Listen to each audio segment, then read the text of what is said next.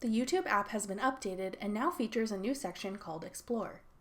I'm Jessica from techboomers.com, and in this video, I'll be giving you a tour of the new YouTube Explore tab and showing you how to use it. Now let's get started. YouTube has done away with the Trending tab and replaced it with the new page called Explore. You can access it by tapping Explore in the bottom menu.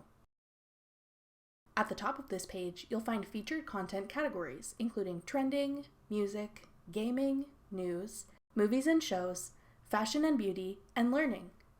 If you tap on any of these categories, you'll be taken to YouTube's curated channel page for that topic.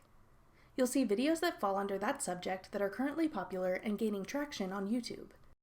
If you want to regularly see popular videos on a certain subject on your subscription feed, you can subscribe to these topic channels. If you go back to the Explore page and scroll downwards, you'll see the current overall top trending videos. Tap any video to watch it. That does it for our quick tour of the new Explore tab on the YouTube mobile app. Thanks for watching.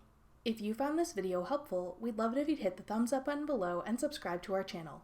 We put up great new tech tutorials like this one twice a week, every Tuesday and Thursday.